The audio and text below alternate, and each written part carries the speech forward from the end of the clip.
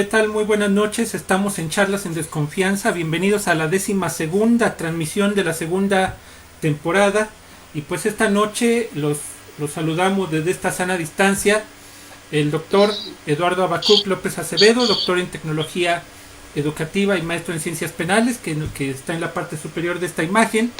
Aquí a mi derecha, el doctor en Derecho, Alejandro Vázquez Guzmán. Alejandro, buenas noches.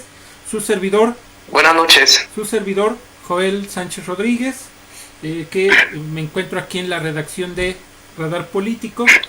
Tenemos mucho que platicar. El día de mañana ya será declarado el inicio de la tercera fase por esta pandemia del coronavirus, lo cual significará de alguna manera que se van a endurecer las medidas para que la gente ya nos quedemos en casa. Prácticamente es la puntilla que le faltaba también al ciclo escolar del nivel básico, a los semestres y cuatrimestres en el nivel superior. La pandemia parece que se extiende de manera más acelerada. Hoy mismo el subsecretario de Salud, Hugo López-Gatell, confirmó que va aumentando también el índice de letalidad, en específico en algunas entidades federativas, y han ocurrido muchas cosas en torno a la pandemia, como lo es la suspensión es vivo. Que el juez segundo de distrito de Mexicali ha concedido a un abogado de allá de Baja California para que se suspendan algunas obras que no se consideran son prioritarias pero no indispensables en este momento, y pues hay muchísimo que platicar.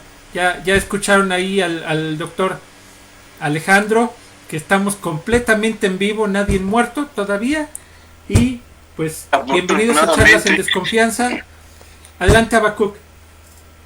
Bueno, hay algunos temas que hemos estado aquí comentando o inicio de comentario, y entre ellos Joel manifestaba hace rato la cuestión precisamente que hay o que puede haber precisamente en los reclusorios de la República Mexicana. Aquí habría que manejar un sinnúmero de posibilidades. Sabemos que no se pueden, o los reclusorios todavía no han cancelado las visitas a los internos. Sabemos que el personal también de reclusorios pues entra y sale precisamente de estos lugares, y esto implica que también puede ser un punto álgido en esta lucha contra el COVID-19. La Constitución establece que los reclusorios deben estar aptos, puestos para una resocialización, una readaptación o rehabilitación, dependiendo de los autores que quieran ustedes ver. Y esto implicaría también, dentro de esta cuestión, en la ley de normas mínimas a nivel federal y por supuesto en cada estado, que la salud de los internos también es un punto importante en este sentido. No hemos tenido ninguna noticia de ningún reclusorio, de ningún estado, ni a nivel federal, en que el COVID ya haya tenido por ahí alguna confirmación de contagio, algún sospechoso de contagio, o bien que ya alguno hubiera salido prácticamente bien librado.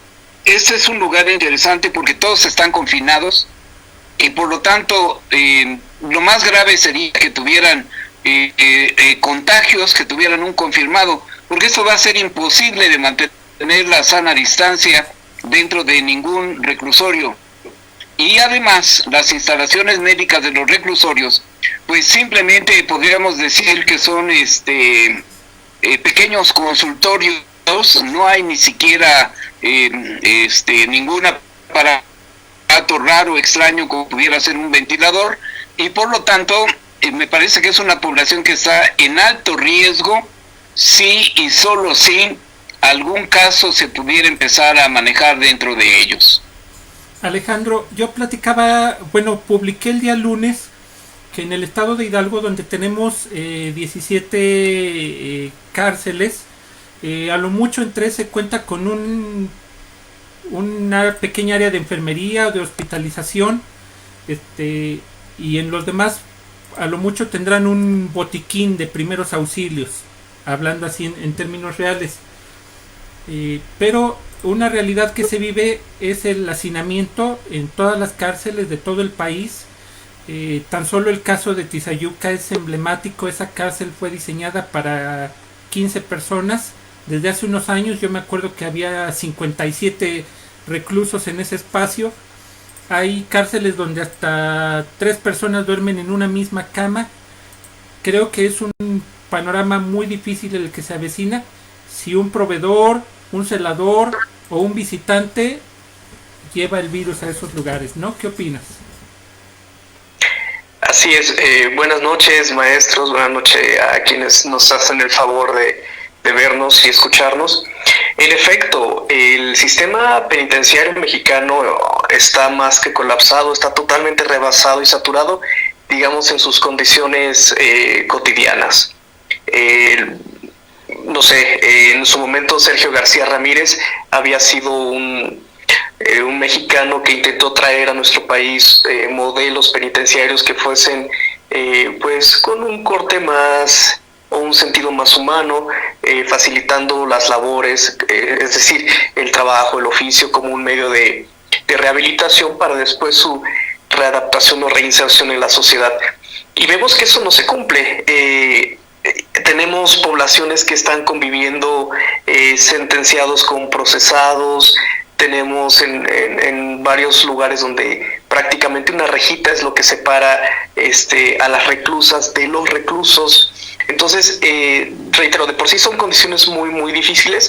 Ahora, en un caso de emergencia como lo tenemos ahorita, en una cuestión de salud pública, pues esto se potencializa más. Si bien puede ser una oportunidad para controlar los contagios, lo cierto es que también si falla algún filtro de seguridad sanitaria y llega a existir contagio alguno, ¡pum! O sea, la población que esté recluida lo va a resentir prácticamente en su totalidad. En la Ciudad de México lo que se ha estado haciendo es estar haciendo algunas preliberaciones para desahogar un poquito la población que hay. En el estado de Hidalgo me parece que no hay todavía una política en ese sentido, pero reitero, no es particular de la Ciudad de México, no es particular del estado de Hidalgo o del que tú me digas, sino es la generalidad que tenemos en todo el país. Así es. Sí, así es.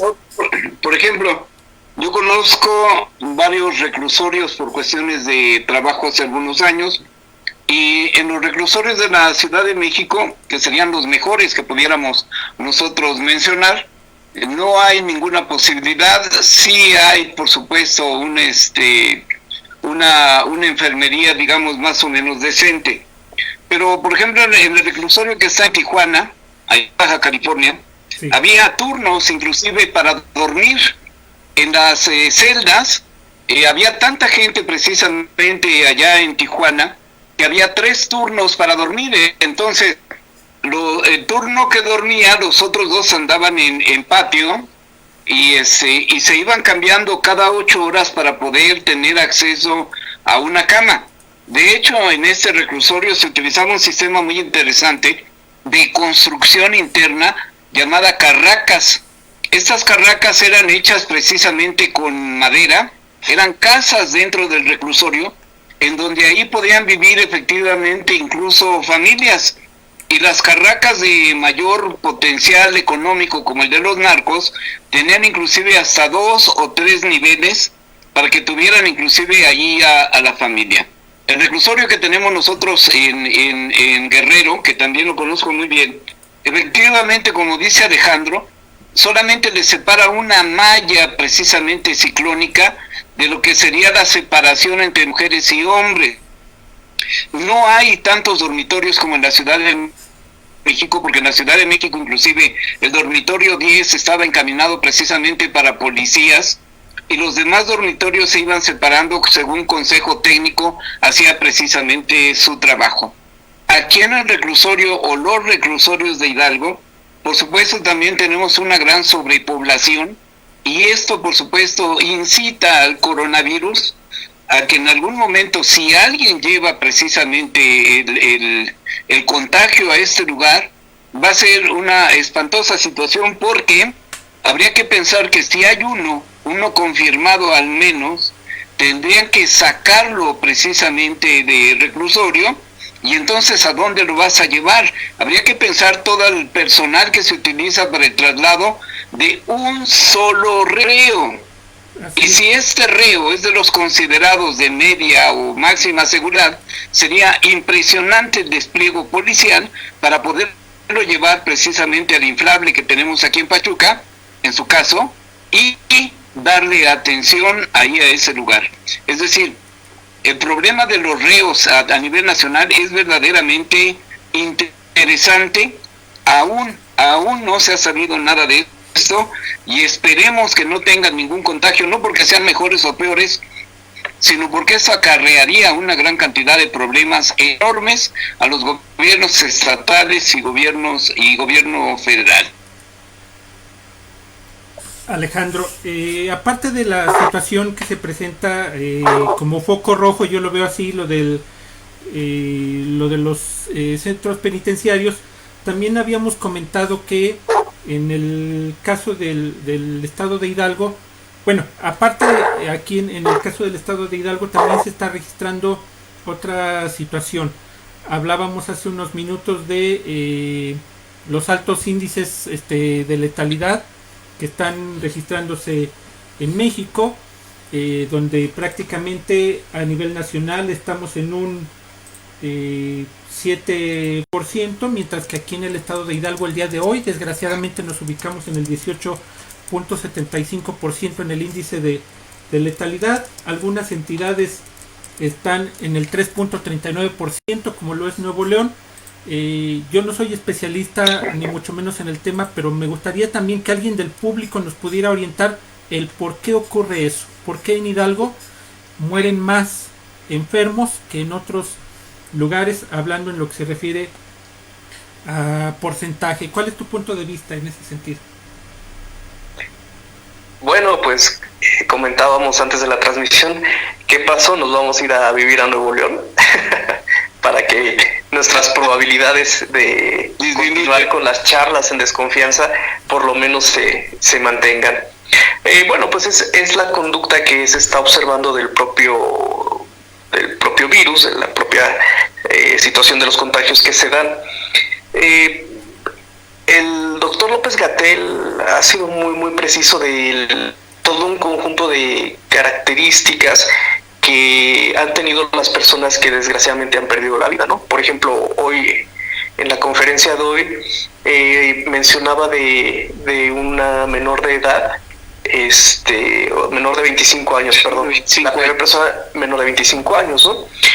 La cual pues tenía un mal congénito cardíaco y pues un sistema inmune pues que estaba muy comprometido. Entonces, ¿qué es lo que puede estar sucediendo en Hidalgo? Pues tiene que ser algo parecido. Los contagios que han ocasionado que las personas se pongan graves y con estos desenlaces fatales, quiere decir que pues la población que fue infectada, que evolucionó de esa forma, pues no tenía las defensas, el sistema inmune adecuado para poder resistirlos de alguna otra forma, ¿no? Esto pues no debería sorprender en el sentido de los índices que tenemos de la población mexicana con problemas o padecimientos de hipertensión, diabetes, en fin, entre otras padecimientos. Entonces, a lo mejor no quiero señalar con esto que si en Hidalgo no se han tomado las medidas o no de parte de la autoridad. Me parece que ahí han hecho lo que se ha podido hacer. A los ciudadanos tal vez nos ha hecho falta acatar más estas medidas que nos dice desde el gobierno de la República hasta el gobierno del Estado. Y pues a lo mejor también eso tiene un motivo de ser, ¿no? No se acatan las indicaciones, como por ejemplo también nos dicen o se publica que sucede en el Estado de México, donde hay municipios donde pues la sana distancia pues prácticamente no existe. Quiero comentarles aquí, un eso dato. que están ustedes refiriendo, se llama comorbilidad, es decir, factores que son mórbidos, y como lo señaló Alejandro de manera muy clara, pues la hipertensión, la diabetes, la obesidad, el tabaquismo, el alcoholismo, van a ser factores que van a incidir precisamente en quienes van a tener estos factores de riesgo. Ahora, ¿qué implica precisamente que en Hidalgo se pudiera dar esto? A mí me parece, sin hacer ningún señalamiento, por supuesto, en este sentido, que la cuestión es muy simple. El sistema de salud en Hidalgo es un sistema muy pobre, y ante esta situación hay gran cantidad de personas que están en un estado completamente de indefensión médico, que no tienen precisamente incluso ni siquiera el seguro social. No hablo del ISSSTE porque, bueno, pues el ISSSTE es para funcionarios, servidores públicos, pero el seguro social. ¿Qué pasa con esto? Bueno, pues habría que empezar a manejar también la cuestión de que esta morbilidad y esta mortalidad se maneja por medio de índices. Hay una tasa de incidencia nacional de 4.57 por cada 100,000 habitantes. Eso implica que en nuestro estado, y que además creo que estamos en el tercero o cuarto lugar precisamente en número de decesos, implicaría que nuestro sistema, no nada más el hospitalario, sino el de salud, completamente está verdaderamente muy mal parado, no nada más de hoy, sino de varios años, por supuesto, atrás, ¿no? Ahora, mencionaban hace rato la letalidad, lo mencionaba Joel, y entonces se maneja que por cada 100 casos de personas de más de 25 años, hay un 0.3 de personas de entre 25 y de menos de 25, y de 25 a 59 un 5.7, y de más de 60 años 17.4%. Esto implica que desafortunadamente todas las personas que son mayores de 60 años tienen factores de comorbilidad bastante elevados, y que por lo tanto pues sigue siendo la población que más problemas va a tener en este sentido, ¿no? Ahora, también así habría que hacer la aclaración de que también ha habido 2.282 casos recuperados a nivel nacional, y que nos dicen que son el 39% de los casos. Si esto es verdadero, si no hay nada escondido bajo la manga en estas cifras, eso implicaría que el 40% casi de todos los casos que están cayendo tienen un buen desenlace, lo cual a mí me parece bastante bueno. No sé si por la salud en general de los mexicanos o por los datos que acabamos de mencionar relacionados con la edad, y esto implicaría que pues al menos se está tratando de manejar de una manera sensata pues esta problemática. Alejandro, tú eres doctor en Derecho, y hace unos días platicábamos precisamente una situación que se dio en Baja California, donde el juez segundo de distrito de Mexicali, José Rivas González, emite un juicio al resolver un juicio de amparo, el 293/2020, que fue promovido por el abogado Adolfo Solís Porras, que también es doctor en Derecho Fiscal y en Derecho Constitucional, ordena reorientar el presupuesto del gobierno federal, detener las obras del Tren Maya, del aeropuerto Felipe Ángeles, del corredor transísmico y la construcción de la refinería de Dos Bocas, para atenderse de manera inmediata y urgente lo referente al sector salud. ¿Cuál es tu opinión en el desarrollo de este amparo? Pues es la misma línea de amparos que se dieron en los primeros meses de la actual administración, y me parece que van a correr la misma suerte. Fue muy mediático, muy espectacular la suspensión que se otorgó en un primer momento, que de hecho tuve la oportunidad ahí de leer, y de lo que estoy viendo es al presidente que garantice pues que se cubran las necesidades que la propia condición de salud pública exige, ¿de acuerdo? Pero eso no excluye que se tenga que, o mejor dicho, no implica que se tenga que reorientar gasto ni nada. Esa ya fue una interpretación que se dio a esa primera suspensión. Ahora, cuando se entra al fondo del asunto, yo creo que lo que se tiene que analizar es si el Poder Judicial de la Federación, en este caso pues a través de este juzgado, puede tener esa competencia de reasignar presupuesto. Miren, ¿cómo sucede aquí en este sistema republicano de equilibrio de poderes? El Poder Ejecutivo presenta a la Cámara de Diputados, que es la que se encarga de aprobar, presenta la propuesta del presupuesto, ¿de acuerdo? Y se genera también la ley de ingresos. La Cámara de Diputados, en su facultad exclusiva, vota y decide estas iniciativas que manda el Ejecutivo. Y al Ejecutivo precisamente se le llama así porque es el encargado de la ejecución de ese presupuesto, ¿de acuerdo? Entonces, me parece que en esa ecuación el Poder Judicial no entra para reorientar ningún gasto. Y reitero, me parece que precavidamente la suspensión no está planteada en los efectos que se ha mostrado al menos en los medios, ¿no? Veíamos por ahí a Ferriz de Con entrevistando a este abogado que por supuesto no le podemos escatimar el legítimo interés de querer promover este tipo de acciones y pues prácticamente lo quería para héroe nacional. Reitero, hay que ver todos estos amparos, cómo se van a resolver al final, porque una cosa es lo que se dé dentro de las suspensiones provisionales y otra es ya la tramitación propia del amparo. Entonces, digo, siempre como prudencia profesional nunca es bueno cantar victoria hasta antes de tener la definitiva.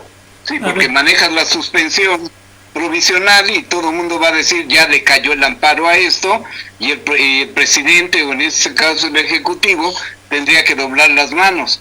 Esa es una de las grandes problemáticas que yo veo cuando de repente alguien brinca por ahí tratando de iniciar un juicio de amparo, le cae una suspensión provisional para entrar al fondo y todo el mundo canta victoria, ya le dieron el amparo. No, hay todo un procedimiento para que efectivamente el distrito analice precisamente en qué sentido se están violentando garantías constitucionales, dónde está lo inconstitucional, y en su caso, como dice Alejandro, efectivamente, pues es una facultad del Congreso poder dirigir todos los dineros hacia diferentes espacios.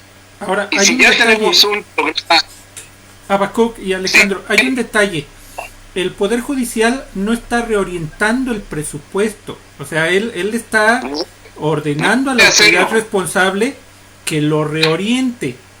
Esa es una cuestión, y también está señalando lo referente a los fideicomisos. Recuerden que hace unas semanas el presidente de la República anunció un decreto en el cual se extinguen más de 100 fideicomisos sin estructura orgánica y que esos recursos tendrían que ser destinados a los programas sociales. Ahora el juez de distrito de Mexicali, José Rivas González, ordena que se reorienten esos recursos, pero obviamente tiene que hacerlo el Ejecutivo que decretó eso y tiene que hacerlo también el Poder Legislativo en su caso. Es que ese es el punto, porque entonces un poder, que en este caso sería el Poder Judicial de la Federación, le estaría ordenando a otro poder, que es el Poder Ejecutivo, que asuma una función que no le compete al Poder Ejecutivo. Así es. Por eso te digo, ahí es donde el núcleo de ese amparo se rompe, ¿sí? O sea, no le puede pedir, que invada esa esfera de atribuciones. Exacto. Ahora, precisamente para esto, mira, ahorita se ve con unos ojos, pensémoslo así, bien intencionados. Pero ¿qué es lo que se ha señalado muchísimas ocasiones? Cómo los titulares de los ejecutivos estatales o incluso federal, en su momento reorientan un gasto. Reitero, ahorita estamos en el contexto de la emergencia sanitaria y por eso lo hacemos de buena fe. De acuerdo, el análisis es de buena fe y no hay mayor problema. Pero el hecho de que el análisis sea de buena fe no le quita que sea la conducta que se criticó, se señaló, ojo, jurídicamente hablando nada más, en otras administraciones, reitero, en las entidades federativas y a nivel federal. Caso concreto, la pregunta sería, ¿el titular del Poder Ejecutivo tiene la atribución para reorientar el gasto que ya está asignado y que ya está etiquetado? Pues no.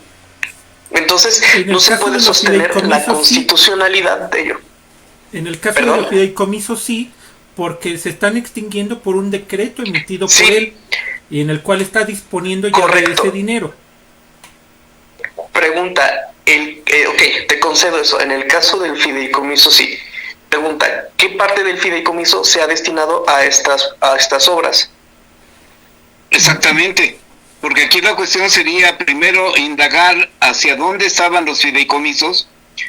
Segundo, una vez que venga el decreto del Ejecutivo de suspenderlos y reordenar ese gasto, aquí ni siquiera el juzgado de distrito pudiera manifestar o bien ordenarle al Ejecutivo que lo reordene hacia cierto tipo de actividades. ¿Por qué? Porque el Ejecutivo tiene la atribución y la facultad, en este caso los fideicomisos, de insertar toda esa moneda en aquellos programas sociales que el Ejecutivo considere para inyectarles una moneda. El Poder Judicial no va a poder obligar al Poder Ejecutivo tampoco a que quiten inclusive el dinero del Tren Maya o de los proyectos de Dos Bocas para que lo envíen precisamente a programas sociales. Tampoco lo pueden hacer porque eso ya está etiquetado y por lo tanto ese dinero no puede moverse de ahí por orden judicial. Ahora, Habacuc, yo digo que están vendiendo humo. Ahora, otra Exacto. cosa que habíamos comentado antes de iniciar la transmisión es lo referente a la guía que busca priorizar, bueno, vamos a decirlo de esa manera, busca un uso más eficiente de los recursos con los que se cuentan en materia de salud y se ha recomendado el priorizar la vida de los jóvenes por encima de la de los adultos mayores. Hoy la Universidad Nacional Autónoma de México se deslindó de esa guía que les estaban atribuyendo a ellos y, dicho de manera muy simple, se está valorando más la vida de los jóvenes que la de los adultos mayores. Yo quisiera conocer su opinión de ustedes en este sentido. Pues evidentemente estamos ante el escenario de lo que se conoce como la ética en la salud, la bioética, pero no es algo nuevo. Por ejemplo, este mismo criterio aplica en casos de trasplantes. Si una persona en edad productiva, relativamente sano, requiere algún órgano, al igual que a lo mejor una persona que ya tiene mayor edad o que tal vez tiene alguna cuestión de salud que garantice que muy probablemente el primer sujeto que refiero le pueda desarrollar mejor su vida o vivir más tiempo, así de tajante, ¿no? El trasplante se decide a favor de esta primera persona. Entonces, tal vez para muchos sí resulta algo novedoso conocer o allegarse de esa información. Lo cierto es que en el terreno de la bioética este planteamiento ha estado, ya en verdad por décadas. Lo mismo, por ejemplo, cuando es el caso de los embarazos y a lo mejor se está en una cuestión en la que solamente es viable alguno de los integrantes del binomio, o sea, en pocas palabras, la viabilidad a lo mejor de la mamá en relación a la viabilidad del producto, ¿no? Y se toman estas decisiones. Aquí lo importante es que la gente cobre esta conciencia y que el escenario no nos lleve a esta sorteo de alguna forma, sorteo en el sentido de decir, va a haber cualquier cantidad de personas que se estén disputando atención médica, infraestructura, recursos, y bueno, ¿Qué pasa si a lo mejor sí está ese criterio para discernir entre una persona joven, relativamente sana, y algún adulto mayor o qué sé yo? Pero, ¿qué pasa si estamos en condiciones relativamente homogéneas, ¿no? O sea, que los servicios de salud se lleguen a colapsar de pacientes que tengan más o menos las mismas características y que vuelva más difícil el criterio de selección en cuanto a la atención. Yo comprendo, el derecho humano a la vida es, jurídicamente hablando, el más relevante. Y sí es hasta cruel tener que hacer un distingo. El problema está cuando materialmente los prestadores de servicios se ven rebasados. También sabemos que hay un principio de derecho que establece que nadie está obligado a lo imposible. Entonces, si tengo equipos para atender es un ejemplo, 1,000 pacientes, pero tengo 2,000 pacientes, realmente estoy impedido. Entonces, aquí algo interesante siempre con las normas jurídicas es que, a diferencia de las leyes universales, estas sí admiten a veces excepciones a la regla. Entonces, ahí es donde los criterios van a ser esenciales y, pues, desgraciadamente vitales. La cuestión aquí es, en verdad, no tener que llegar a eso, que quienes a lo mejor sentimos y tal vez estamos jóvenes o relativamente jóvenes, no creamos que somos superiores por eso. Tenemos que resguardarnos por nosotros y por la gente que está a nuestro alrededor, ¿no? Evidentemente, yo puedo ser una persona joven de edad, pero a lo mejor tengo problemas de tabaquismo, ¿me explico? O algunas otras situaciones incluso tal vez congénitas. Entonces, la edad en sí misma no garantiza la supervivencia de nadie. Es más, no garantiza ni siquiera el no contagio. Todos, absolutamente todos, estamos expuestos. Lo que sí es que, como ya se ha comentado, advertimos que hay poblaciones con determinadas características que les puede afectar más en su salud. Entonces, aquí el objetivo es no tener que poner a prueba el sistema de salud, porque sabemos que no va a resistir, no va a aguantar, y cuando tengan que haber estos criterios definitorios, pues desgraciadamente va a haber mucha inconformidad, porque evidentemente, pues, ¿quién va a querer perder a un familiar, a un ser querido? Sí, porque aquí tampoco pudiéramos nosotros pensar que opere el criterio del estado de necesidad.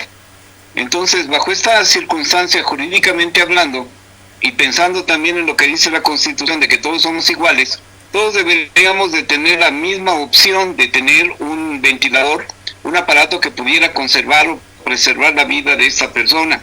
Es muy cierto lo que dice Alejandro, no se puede pensar que inclusive porque las personas sean jóvenes, y estoy hablando de menos de 25 o de 25 a 59, este tipo de situaciones tampoco es para elegir precisamente, como dice Alejandro, por medio de un sorteo, por medio de un balotaje para ver quién se queda o no con el ventilador. Aquí, por supuesto, tendrán que los médicos, desafortunadamente, tienen un dilema jurídico muy interesante, porque ellos en un momento determinado pues serán los que van a decidir, van a elegir de alguna manera, sin que esto sea un reproche en lo más mínimo, verán quiénes son las personas que tienen mejores posibilidades de sobrevivir, sean de más de 60 o sean de menos de 25. El médico está en un dilema no nada más ético, sino jurídico, en la decisión de a quién le permite usar pues el ventilador, ¿no? A ver, Habacuc, la guía bioética a la cual se refería Alejandro dice que cuando coincidan dos personas en igualdad de circunstancias se puede recurrir incluso al azar. Un volado. Un volado, ¿sí? Al azar. Lo que yo manifiesto mi desacuerdo es quién puede tener la decisión o la facultad de decidir este vive y este muere. Ahora Exacto. Sí que no son Dios, o sea, ¿quién se creen? ¿No? Ese es mi punto de vista personal. Es un dilema respetuoso. Y yo creo que... Ahora, si va a ser azar, si va a hacer al azar, pues yo les invitaría que se echaran una partida de póker y entonces pues el que gane se lleve el ventilador. Bueno, nada más que no sea muy larga la partida, porque ¿no? Si no... Le toca a otro. Si no, los que van a partir van a ser los 2, 3, los que sean. O lo aplicamos bajo un principio jurídico, primero en tiempo, primero en derecho, ¿no? El que primero llegó. Eso sería más recomendable. Y es el que alcanzó, ¿no? Obviamente, Sí, primero, ¿qué tantas posibilidades tiene de vida? Y por lo tanto, pues, darle el aparato a esa persona, ¿no? obviamente Sí. lo deseable es que no lleguemos Igual, a ese escenario. Yo quisiera retomar algo que comentó Joel hace unos minutos en relación a la fase 3. Se ha comentado en medios que tal vez mañana ya se haga la declaración en la cual se diga que vamos a entrar a esa fase. Hoy el doctor López-Gatell no hizo alguna referencia en ese sentido. Sin embargo, pues también podría ser que a lo mejor no quiere quemarle la nota a su jefe, ¿no? Al presidente. Digo, es una posibilidad. Sin embargo, habríamos que esperar. Yo creo que todavía van a esperar más información para el manejo, porque ya sabemos lo que implicaría esa fase, que sería ya una restricción más fuerte, pues a la exposición, ¿no? O sea, andar en la calle y todo esto. Entonces me parece que van a aplazar la decisión hasta el último momento, me refiero hasta cuando consideren que ya tiene que hacer. Hoy en la conferencia de prensa una reportera le preguntó que cuáles eran las medidas para esa fase y él se lo reservó y dijo: cuando ya sea el anuncio de esa fase daremos a conocer cuáles son esas respectivas medidas. Mientras tanto, el llamado sigue siendo a la conciencia de la gente para que acate de forma voluntaria y de forma responsable las medidas que las autoridades han señalado para intentar reducir o contener en la medida de lo posible el número de contagios. Desde finales de febrero, cuando se dio el primer caso, y ya en marzo se comentó que sí, o sea, vamos a atravesar por todas las fases, ¿no? Que eso tiene que incluir también ya el descenso de contagios y todo esto. O sea, de que se va a dar, se va a dar. ¿En qué momento? Al parecer todavía no va a ser el momento, al menos es lo que yo percibo de la información que el propio gobierno ha dado. Sí, así es. Así es. Y bueno, aquí también habría que pensar que cuando se empiezan a implementar estas medidas, ya propiamente de la siguiente fase, habría que preguntarse, hasta el momento parece ser que no hay ninguna confrontación con ningún gobernador. Sin embargo, hay algunos gobernadores que han empezado a dar la nota también en sus entidades federativas. La pregunta va a ser aquí, por supuesto, sabemos que cada entidad federativa tiene su propia constitución, tiene sus propios poderes, y que en un caso verdaderamente de emergencia, en un estado prácticamente muy difícil que no quisiéramos caer, el gobierno federal pudiera inclusive tomar medidas muy drásticas. No quiero hablar de un toque de queda, porque pudiera darse inclusive un toque de queda entre algunas de las fases que falta por recorrer. ¿Qué va a pasar con estos gobernadores que han estado dando la nota negra, válgame la expresión? Jalisco, por ejemplo, Oaxaca me parece que también ha dado por ahí algunas notas en los medios Nuevo León, sobre Coahuila, que no tienen recursos, que no tienen esto, que no tienen aquello. ¿Qué va a pasar ahí? Yo quisiera Puebla también. retomar. Puebla. Yo quisiera retomar las declaraciones del gobernador de Puebla, del señor Miguel Ángel Barbosa. El nene consentido. Nene consentido, sí. Pero no sus tonterías aquellas de que el coronavirus se cura con un mole poblano, sino lo que dijo este lunes, en el sentido de que era un mito urbano eso de los aviones con ayuda. Él mencionó que al estado de Puebla únicamente habían llegado 2 cajitas con 2,000 cubrebocas, y que después de que protestaron llegaron unas cajitas con guantes. Y luego el gobernador Jaime Bonilla de Baja California emitió una declaración dirigiéndose a Zoé Robledo, al director del Instituto Mexicano del Seguro Social, ¿no? Diciéndole que sí es cierto lo que había denunciado Eugenio Derbez, y le dijo textualmente, le dice: puedes tapar el sol con un dedo, pero por un ratito. Y lo invitó a mejor erradicar del IMSS la soberbia, la indolencia y la desatención. Me parece que ya cuando se empiezan a revelar los gobernadores de Morena, ¿sí?, ante las fallas en el sector salud, pues eso es un claro indicativo de que sí está muy delicada la situación. Su punto de vista.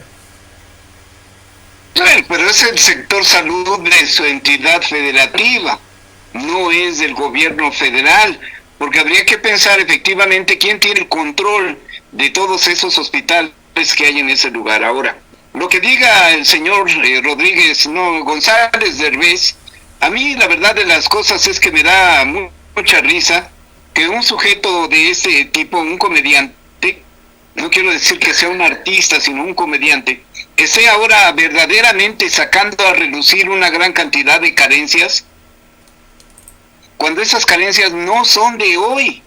Eso es más que evidente. No puedes tener en el cambio de gobierno que de un día para otro ya no tienes ningún elemento en tus hospitales. Eso es una cuestión de muchísimo tiempo. Ahora, ¿qué es lo que está pasando? Pues yo siento que cada quien está tratando de llevar agua a su molino y que Bonilla en un momento determinado, pensando que el IMSS es una cuestión federal, quisiera echarle la culpa precisamente al ámbito federal y no tomar la responsabilidad que tiene como gobernador de Morena, de PRI, del PAN, de lo que sea, en ese sentido, porque es su responsabilidad dentro de funciones y atribuciones, está manejar precisamente las cuestiones del sistema sanitario en sus propias entidades. ¿Qué está pasando? Bueno, pues a lo mejor están revelando, como tú lo dices, y yo utilizaría aquí una V, revelando que efectivamente o no tienen cómo hacerlo o no saben tampoco cómo hacerlo, porque esa pudiera ser una opción. ¿Qué está pasando en la Ciudad de México con la señora Sheinbaum? Pues también está batallando con un sinnúmero de circunstancias, tienen la mayor cantidad de muertos, la mayor cantidad de contagios en la Ciudad de México, y todavía no han sacado una declaratoria de que no tenemos un solo cubrebocas, unos guantecitos o una mascarita. ¿Qué pasa? Pues es responsabilidad de cada uno de los gobernadores. Aquí, por ejemplo, Omar, en Hidalgo, con lo que tiene, está batallando también, y hasta ahorita pues no se ha sabido, no sabemos si la prensa lo ha ocultado o no, pero hasta donde se puede percibir, mi amigo Omar está haciendo las cosas de una manera correcta, oportuna, no sé si pronta, pero oportuna, y aún así estamos en el número de muertos, me parece que en cuarto o quinto a nivel nacional, inclusive arriba de Cancún, que pudiéramos nosotros pensar que es un espacio donde tendría que haber una mayor cantidad de contagios, porque hay una mayor cantidad de posibilidades de turistas extranjeros que hubiesen llegado de enero o febrero a la fecha a este paradisíaco lugar allá en Quintana Roo. Bueno, yo quisiera comentar que para empezar, Eugenio Derbez y todo mundo debe tener garantizado el derecho a la libertad de expresión y a la libre manifestación de sus ideas. Hasta Derbez. Sea que... ¿Estamos de acuerdo? ¿Mande? Estamos totalmente de acuerdo en que pueda decir lo que quiera. Sí, o sea, más allá de cuál sea el motivo por el cual se dan apariciones públicas para decir lo que dice, o sea, el hecho es que tiene su derecho a eso más que garantizado y con ello no nos metemos, ¿de acuerdo? Entonces está bien. Y de hecho es muy interesante cómo se da voz a diferentes personalidades con diferentes posturas, a quienes son críticos del gobierno, a quienes apoyan al gobierno, a quienes le aplauden al gobierno, a quienes le chiflan al gobierno. Eso está bien. Y en verdad espero que después del 2024 ese ánimo crítico se mantenga en la sociedad mexicana, porque nos hablaría de madurez como sociedad. Ahora, en cuanto ya los pleitos de política en este momento, eso no es maduro, eso es de lo más pueril que se puede dar. En primer lugar, como refiere Habacuc, ¿qué hace un gobernador opinando de una institución federal? O sea, los gobernadores deben atender en primera instancia los servicios de salud de sus entidades federativas. Esto no quiere decir que no se puedan vincular con las autoridades como pueden ser del IMSS o del ISSSTE, o sea, la comunicación existe. Salió el director del IMSS, Robledo, a decir ya hablé con el gobernador de Baja California, pues yo su declaración la tomé así como de, ya hablé con él, ya lo escuché, y creo que ya vamos mejor. En el caso del gobernador de Puebla, me parece que su reacción fue un poquito más rápida, y él mismo en sus redes sociales señala, no se deben de politizar las decisiones y los actos que se generen en relación a la situación de salud pública que estamos teniendo. Y en el caso, de Oaxaca, que ya reportó el gobernador Murat que parte de los insumos que se distribuyeron y eso, que ya se los robaron. Entonces, pues también ahí debe haber un mayor control y una participación más eficiente para evitar que sucedan casos como los de Oaxaca. Entonces, aquí ya es momento de ir articulando. Hay gobernadores que están hablando de salirse del pacto fiscal y demás. Ok, dijeran ellos, tal vez esa no es la prioridad en este momento. Ojo, y tomo la misma narrativa, el mismo discurso que la oposición está señalando. Ahora, por parte del gobierno no tiene que haber esas divisiones, o sea, tienen que ser eficientes porque el problema que se está enfrentando en verdad no es cosa menor y tienen que estar concentrados todos los medios y todas los recursos humanos, económicos, científicos, para que no impacte de mayor manera esta cuestión del coronavirus, porque ya una vez sea abril, sea mayo, sea junio, julio, agosto, septiembre, octubre, si quieres noviembre, diciembre, o sea, en algún momento esto se va a acabar, ¿de acuerdo? El punto es que va a suceder cuando se retome la dinámica. Tenemos la cuestión del petróleo, tenemos las calificadoras, tenemos toda una serie de cosas en las cuales pues está en juego parte de la estabilidad económica de este país. Ahora, Habacuc, siguiendo con el tema de los gobernadores, después de las críticas por parte de estos mandatarios que están hablando de una reorientación precisamente del pacto fiscal y de las críticas por parte del gobernador de Baja California y el de Puebla, pues el presidente mencionó en la mañanera que enviará una iniciativa al Congreso de la Unión para que el mismo día que se eligen a los diputados federales el próximo año se vote también lo referente a la revocación del mandato. Algunos, entre ellos yo, hemos interpretado esto como un manejo político de la situación. Ahora sí que el presidente ya se quiere ir a hacer campaña y utilizar esta situación con fines electorales, pero te pregunto a ti, que eres más pejista que el mismo Peje, a ver qué un saludo a mi hermano, nada más. ¿Qué te parece esa ¿Qué pasa? Yo creo que situación? Todos están llevando agua a su molino. Y en todo caso el presidente de la República también pues tendría la oportunidad de llevar agua a su molino. Ahora, ¿por qué cambió la idea de que fuera en el 21 y no en el 22 como originalmente se estaba haciendo? A mí me parece que es un juego muy interesante del Ejecutivo Federal, en contra de lo que pudiéramos llamar su oposición.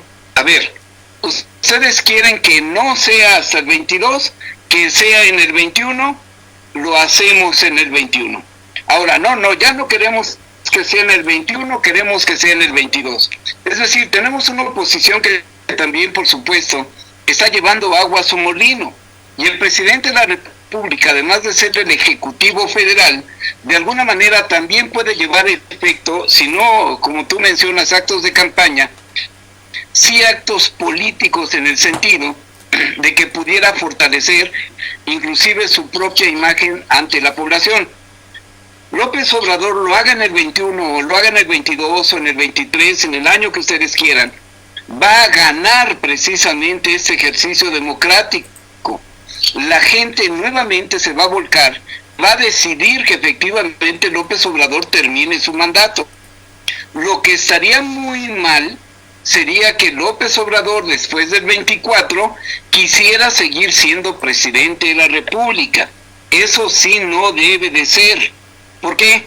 Porque aún en el caso de que el Congreso morenista lograra cambiar precisamente la Constitución para manejar una reelección del Ejecutivo Federal, no se puede dar con López Obrador y tendría que ser hasta el siguiente mandato, por ejemplo, de Ebrard, que ya lo hemos lanzado aquí como posible candidato a la presidencia.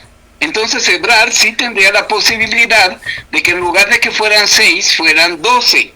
López Obrador está impedido jurídicamente ahorita para poder tener continuidad como presidente. ¿Qué es lo que están haciendo ambos bandos, oposición y gobierno federal? Están jugando y están teniendo en medio a la población, y aquella población que no tiene ni la menor idea de la visión constitucional que tiene este país, están empezando a pensar, algunos por supuesto morenistas, que López Obrador pudiera reelegirse, lo cual es aberrante con el sistema actual que tenemos, y que no va a ser posible ni jurídica, ni social, ni culturalmente en ese sentido. Ahora, ¿qué opino yo?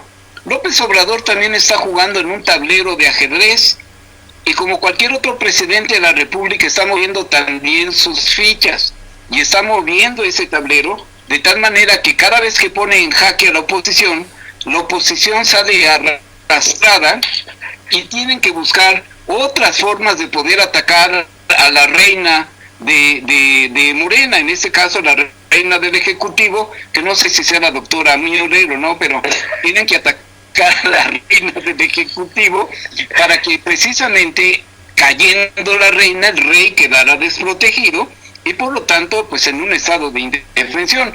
Yo no creo que pase en el sexenio de López Obrador. Oye, Habacuc, pero ya el Senado de la República, la fracción de Morena a través de Ricardo Monreal, pues ya dijo que no habrá modificaciones a la Constitución para que la revocación del mandato se vote en el 2021. Yo creo que está perdiendo algunos fieles el presidente López Obrador, y al paso que va a llegar el momento en que ya nada más le quedes tú. Es muy probable que así sea.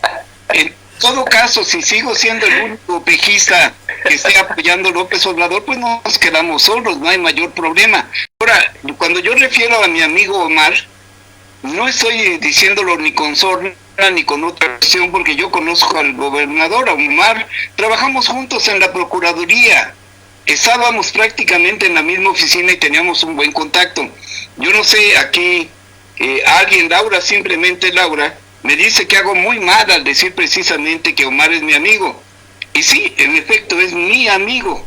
Y que estoy criticando al señor Derbez, que me da risa, que Derbez hable. Sí, me da risa, pero que me dé risa no impide que él pueda decir lo que se le pegue su gana. Pero a mí me da risa. Muy bien. Alejandro, tu punto de vista. Es mi derecho de que me dé risa. Pues a mí lo que me da risa es que cuando se estaba discutiendo y votando en el Congreso de la Unión la posibilidad de la revocación del mandato, la oposición de inmediato salió y dijo, es que esto es como una especie de reelección del presidente, es generar que otra vez, si el presidente estuvo 18 años o más de campaña, continúe en campaña y campaña, porque al presidente lo que le encanta es estar de campaña, no quiere gobernar. Y bueno, a lo mejor pues podríamos decir que tenían razón en el sentido de se presenta a una elección, es decir, a una jornada electoral, ¿de acuerdo? Pero esto no implicaba la ampliación del mandato. O sea, ahí sí me parece que el planteamiento no estaba en ese momento. Insisto, estoy hablando de cuando se discutía la reforma para la revocación del mandato. Entonces, en un principio la oposición dijo no debería de ser así. Esa reforma se impulsa por los legisladores de Morena en el caso del Senado y de Morena y aliados en el caso de la Cámara de Diputados. Bien, después sale el presidente de la Coparmex y dice Gustavo de Hoyos, no, pues ahora los empresarios y a la gente le toca en un acto democrático cuando sea o tenga que ser la consulta para la revocación del mandato salir, y aquí en este programa lo dijimos, celebramos esa decisión que está dentro de los parámetros constitucionales y democráticos que deben regir a un país. No censuramos para nada esa iniciativa, al contrario, la celebramos. Y ahora, de nuevo la oposición dice, bueno, está bien, que sí sea, pero que no sea en el 2022, como se había planteado al cuarto año, sino que ahora ya sea en el 2021. Pues ya parece de risa, en verdad, eso sí parece de risa. Más allá de si es en el 21 o en el 22, si la oposición o la iniciativa de la propia ciudadanía es que se lleve a referéndum un mandato, y reitero, es totalmente válido y totalmente legítimo, y nos hablaría de un pasito hacia adelante en nuestra muy incipiente democracia. ¿Por qué? Por los presidentes que se tienen que generar. Imagínate una revocación de mandato de Salinas, de Cedillo, de Fox, de Calderón o de Peña Nieto en su momento. Habría estado interesante. Entonces, el presidente fue muy claro y lo dijo: si el pueblo quiere, el pueblo a través de las urnas decidió que yo fuese presidente. Si es el mismo pueblo el que dice, ¿sabes qué? Ya no quiero que seas presidente, adelante, me voy, yo ya hice lo que tenía que hacer, poquito o mucho o nada, ya hizo, vámonos. Y entonces el país tendrá que avanzar a otro tema. Entonces no debe de espantar este tipo de planteamientos, al contrario, se deben celebrar, y qué bueno que la ciudadanía cada vez está más politizada. Yo he escuchado muchos comentarios hoy, y también los he leído, de decir, es que la elección del 2018, algo negativo que trajo fue la gran división, el gran encono de la ciudadanía. Ese sería un análisis, es válido, pero ¿por qué no pensar en otra opción? Lo que sucedió es que tal vez ya más gente comienza a exteriorizar lo que siente, lo que piensa, independientemente de lo que juzguemos de ese sentir y de ese pensar. Pero yo ya veo una sociedad que se involucra más. Cuando fue toda esta cuestión en el 2009 en el H1N1, ¿qué de parte del gobierno teníamos? ¿Del municipal, del estatal o del federal? Prácticamente nada. Se tomaron las decisiones, buenas o malas, y a la población no se le decía nada. Hoy, en la mañana, en la noche, la gente está teniendo información. La gente puede acceder, si es que tiene los medios, a internet, seguir ahí lo que el gobierno dice, y si no le parece, tiene la opción de buscar otras alternativas, otra fuente de información y demás. Eso es un gran cambio, porque esa información, ahorita no partamos de si es buena o es mala, esa información está empoderando al ciudadano, ¿sí?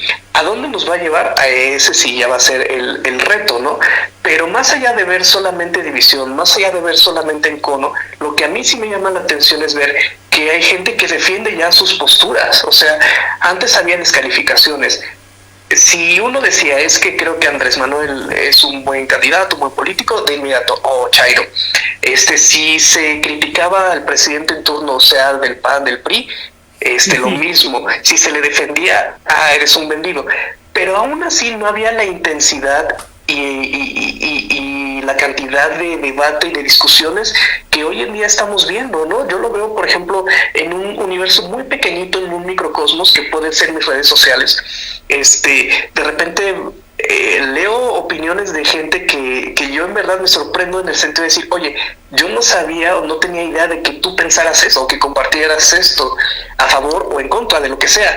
Pero me parece que esta oportunidad que ahorita el país está teniendo, en verdad no debe perder esa inercia. Y pues nos guste o no nos guste, me parece que un actor político que contribuyó a esto, entre tantos, fue el propio presidente en su momento.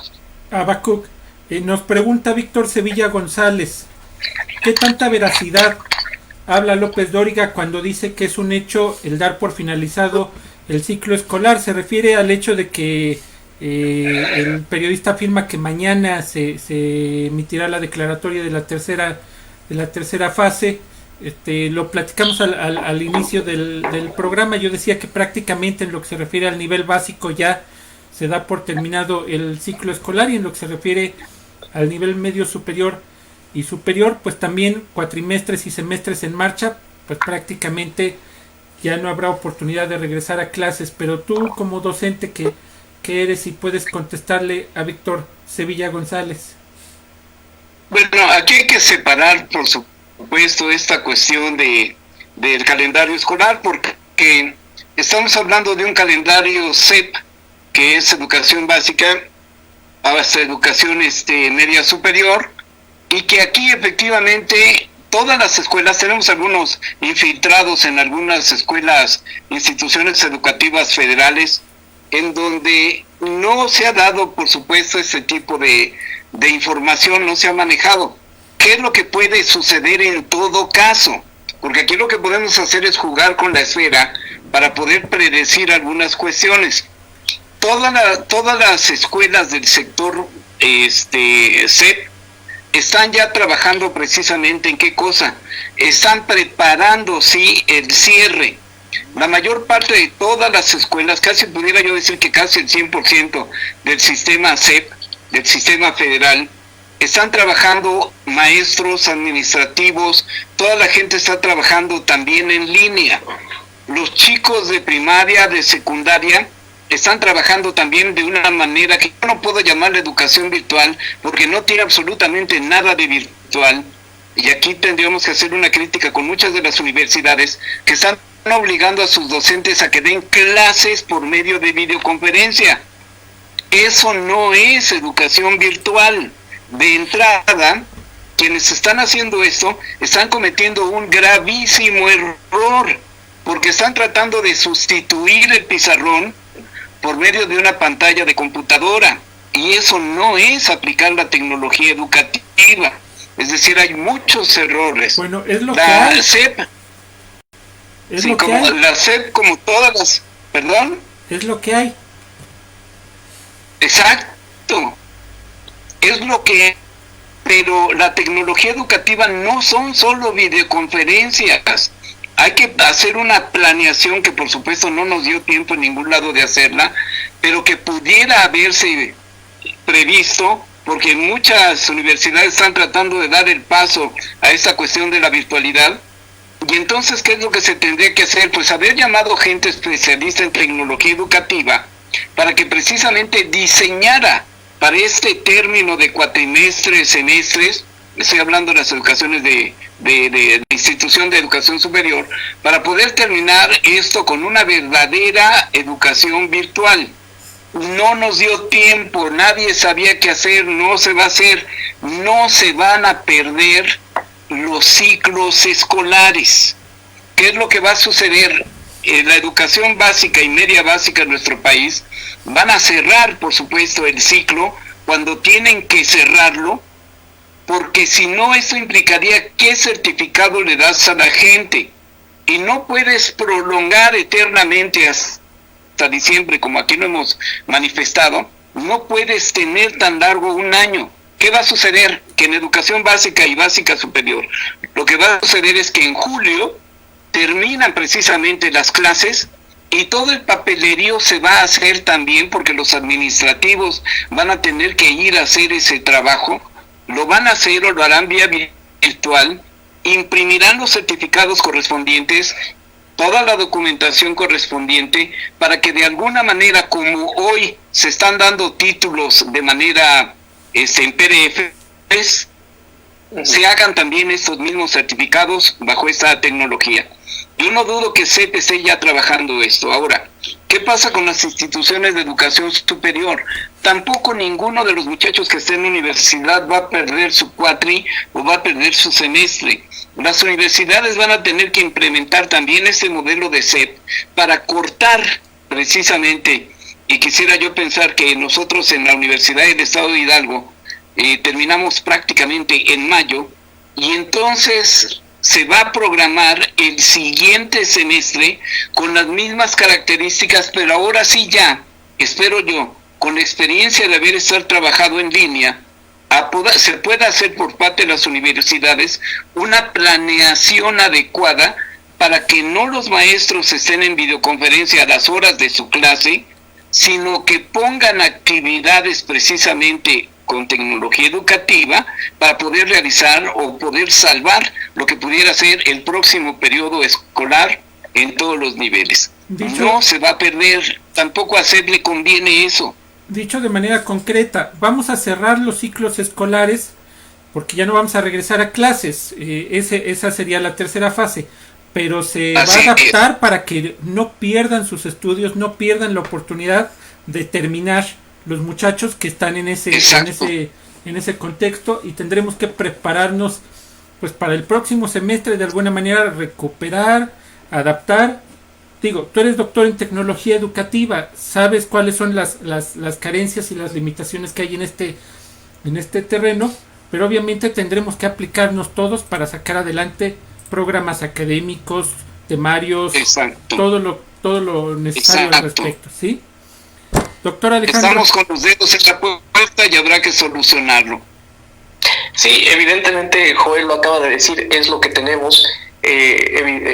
Con todas nuestras limitaciones hemos intentado sobrellevar la situación. Eso es en verdad, la contingencia nos pidió a todos en mayor o menor medida por sorpresa, ¿no?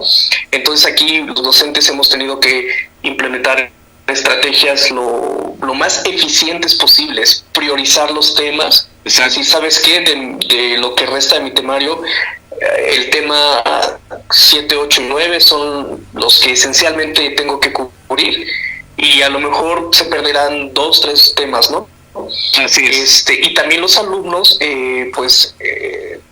conformes o inconformes también con esta misma dinámica que estamos teniendo, pues tendrán que ser comprensivos y resilientes en ese sentido, ¿no? Yo creo que siempre hemos sido muy realistas quienes nos dedicamos a la docencia, de decir, bueno, ¿cuánto de mi grupo completo, pues a lo mejor a cuántos les interesa realmente mi asignatura, cuántos les gusta, no les gusta, qué sé yo? Y vemos que los grupos son muy heterogéneos, ¿no? A lo mejor a un grupo no le gusta mi materia, pero sí le gusta la del maestro Joel o la del maestro Bakú. Entonces, aquí ya también los alumnos, insisto, esto lo hacen también en presencial.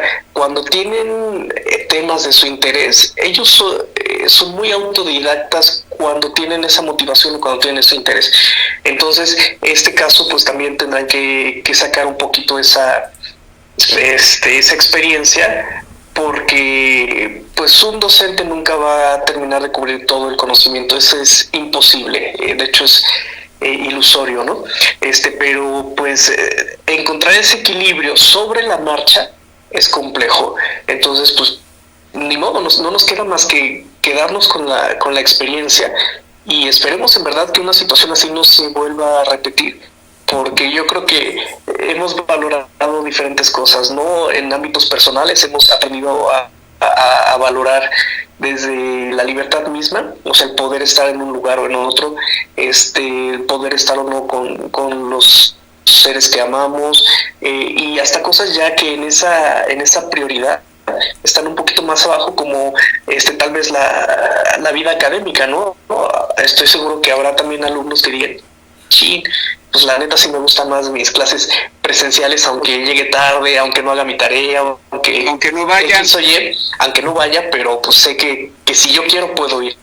Entonces yo creo que aquí esta situación lo que nos tiene que sí hacer es cambiar el chip, cambiar la actitud, porque si no, de nada va a servir.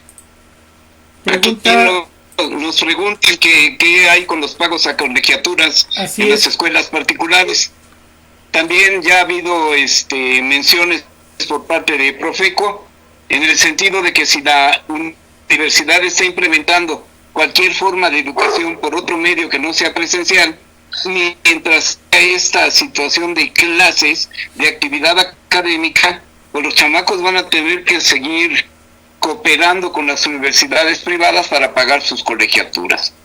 Yo no sé si sea justo o sea injusto, pero al fin y al cabo, si el docente está trabajando en una videoconferencia o con una plataforma, de alguna manera también está realizando su trabajo, el trabajo para el cual fue contratado, y por lo tanto la universidad está utilizando también estos medios, buenos o malos, para que precisamente los chamacos salgan lo menos afectados también posible.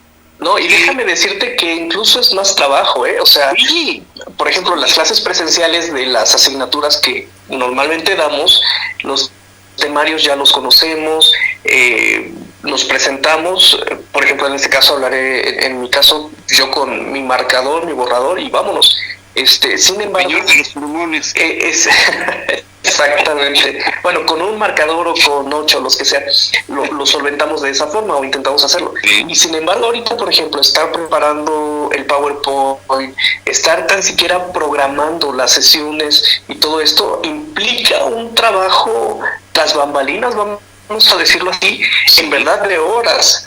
¿Qué actividades van a hacer? Yo puedo entender mucho a los padres de familia en el sentido de decir, bueno, estoy pagando completo algo que tal vez no estoy recibiendo de forma completa, y también a lo mejor pues evidentemente quienes pagan las colegiaturas de sus hijos, decir pues mis ingresos también se han visto mermados, ¿no? Esa parte es totalmente entendible, pero pues no olvidemos que todo es una cadena.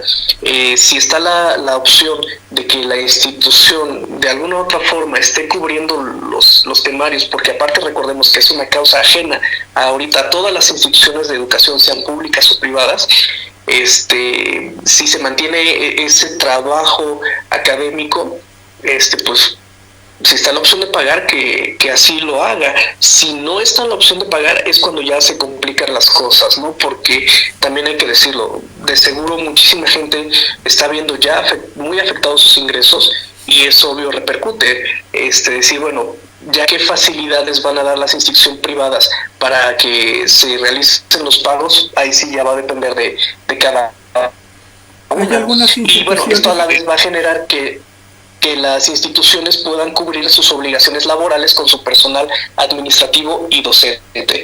Entonces, pues, este mundo está tan interconectado, las interrelaciones son tantas, que vean cómo una cosa desequilibra todo ese entorno, toda esa ecología.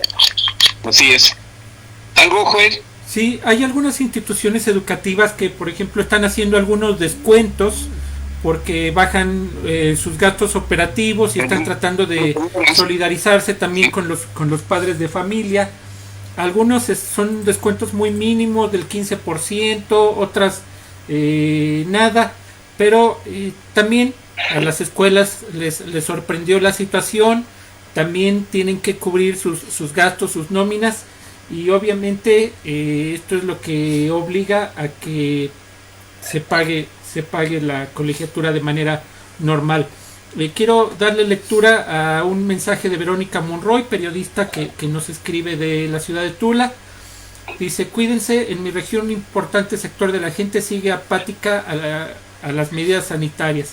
Y dice: con respecto a los docentes, muchos solo mandan los temas y exigen a los alumnos cumplan con tareas y no están pendientes de sus dudas, cuando debemos estar pendientes, ya que a los padres de familia no nos hacen descuento en las colegiaturas en el caso de las particulares. Bueno, es otra situación la que se presenta. Y es muy cierto eso, completamente cierto. Así muchas escuelas particulares del nivel que sean siguen cobrando completa la colegiatura. Aquí, por supuesto, ¿qué habría que hacer? Dicen que una vez que está ahogado el chamaco hay que tapar el pozo. Pues yo creo que las universidades o las escuelas, todas las escuelas públicas o privadas, deberían de empezar a implementar precisamente como una cuestión de emergencia esta cuestión de la educación virtual, esta cuestión del uso de la tecnología educativa, porque como ya lo dijo Alejandro, efectivamente el trabajo virtual es todavía más cansado, es más elaborado, porque como no estás interactuando directamente con los chamacos, tienes que dejar una cantidad de actividades, y yo recomendaría 3 actividades nada más. Una actividad que empezara a buscar el conocimiento, una actividad propiamente de trabajo, y al final una actividad integradora con todo lo que se estuviera haciendo. Está dando el maestro, hay que poner atención. Sí, pueden subir mi número de teléfono si son tan gentiles para que asesoremos a las instituciones y con gusto traslademos su sistema presencial a un sistema en línea, un sistema virtual, un sistema a distancia, porque como dijo Alejandro, esto no va a ser nada más hoy, tendrá que ir, yo supongo que a partir de este COVID, no es un mal presagio ni mucho menos, pero tenemos que estar en las universidades, en todas las escuelas, preparados para cualquier tipo de contingencia. cualquiera que este sea. Y la mejor forma es, por supuesto, usando la tecnología educativa. Yo creo que esto también abre un panorama que deben contemplar en la oferta educativa las instituciones. Por ejemplo, aquí la Universidad La Salle Pachuca, y valga el comercial, ofrece una maestría en educación superior y especialidad en educación a distancia. Entonces creo que tenemos que voltear hacia esas opciones, porque también vale la pena que estemos preparados ante todo. Maestros, estamos llegando a la etapa final. No sé si tengan algunos comentarios en relación a lo que hemos platicado esta noche aquí en Desconfianza con el público. Maestro, no has enviado saludos. Antes de cerrar, unos saludos, ¿no? Sí, claro, pero esos te tocan a ti, ya sabes.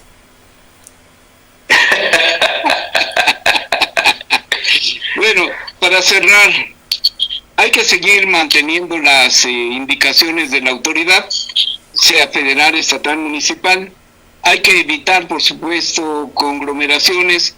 Sabemos que mucha gente no está haciendo caso de esto, y eso nos llevaría inclusive a la posibilidad en un momento determinado de que aquellos que estuvieron encerrados y les dé el COVID tengan que jugarse en un volado prácticamente un aparato para poder sobrevivir.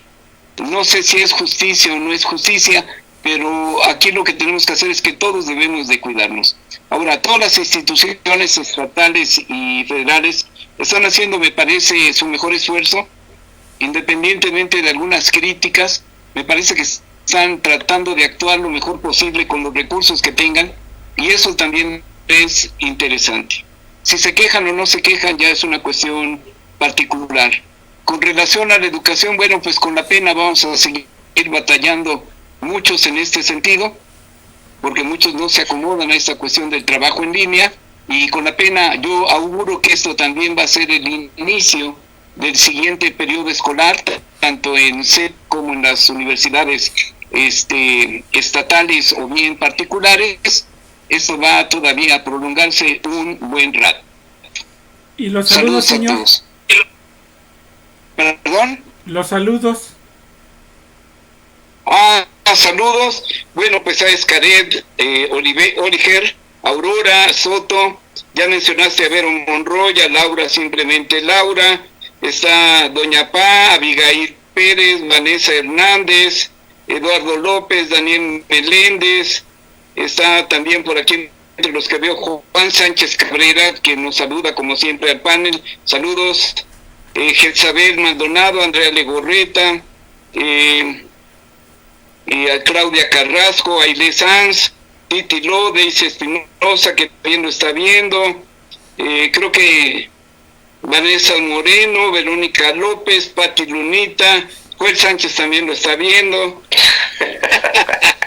Edmundo Ramírez, Fabricio Pérez, Mashavi también lo ve, Lorena Cruz y algunos otros más, Moni Lego,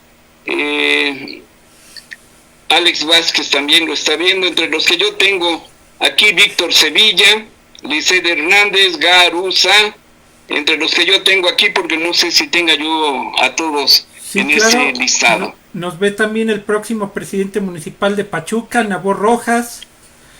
Roberto, saludos, Nabor. El ingeniero no es Roberto, mi cuate, pero saludos. El ingeniero Roberto Hernández Mares, el próximo presidente municipal de Izmiquilpan, Edmundo Ramírez. Sí. Sí. Oye, Apan, ¿quién va a ser? Garusa también nos ve, en Bosques del Peñar, Víctor Sevilla, y pues son los saludos de esta noche. Doctor Alejandro, para cerrar. Pues primero agradecerle a todas las personas que nos hacen el favor de vernos, escucharnos, tanto en vivo como en la retransmisión. Qué bueno que todavía se conectan con nosotros, que no nos han abandonado aquí en esta red. En segundo lugar, de nuevo, seguir atendiendo las indicaciones, por favor, en la medida de nuestras posibilidades. mantener el aislamiento, mantener la sana distancia, salir para lo estrictamente necesario, cuidarnos y con eso cuidar a quienes están con nosotros. También, pues, tratar en la medida de lo posible tener el mejor ánimo, no dejar que la situación nos abrume y algo muy importante que también he visto en las últimas conferencias en relación a esto es que si de repente sentimos que va una cuestión de ánimo, de salud mental que no va bien, pues acercarnos a nuestras redes de apoyo, que es evidentemente nuestra familia, nuestros amigos, que el hecho de mantener esa distancia física no implique tener una distancia emocional y personal. O bien, si se quiere también, pues acudir a las instancias públicas y sociales que para eso están. En internet está la información de los centros de ayuda de salud mental que nos pueden ser muy útiles. No echarlo en saco roto y si esto se necesita, recurrir, porque si no se maneja puede ser algo que en verdad afecte. Por ejemplo, uno de los trastornos que se han estado documentando más ha sido los del sueño, en tanto, a nivel mundial. De acuerdo, eso es de las cosas que más la gente ha estado, o me incluyo, estado padeciendo. Y pues bueno, sencillamente eso, en la medida de lo posible también darnos un tiempo para a lo mejor no prender la tele, no prender la computadora, respirar hondo, buscar también otras alternativas, ¿no? Esto es lo que la gente que sabe de estas cosas llama la famosa resiliencia. Tener esa práctica y pues adelante, estamos vivos hoy, esperemos mañana continuar y pasado, y pues que de nuestra parte haber un empuje que nos motive a seguir adelante. Ese es el mensaje con el cual me gustaría concluir, y es con el mensaje que he estado concluyendo nuestras últimas emisiones, y pues lo seguiré haciendo porque hemos tenido la oportunidad, y estoy seguro que también ustedes que nos ven y escuchan, así como los maestros, que de repente hay personas que nos buscan, ¿no? A través de una llamada, un mensaje, para compartirnos cómo están o cómo se sienten, o preguntarnos cosas, que seamos abiertos y receptivos a quienes a lo mejor necesitan hablar con alguien, o si nosotros necesitamos hacerlo, pues que podamos encontrar quien nos escuche. Hablando de eso, no se pierdan, esperemos estar el siguiente miércoles con ustedes, y pues que la pasen muy bonito.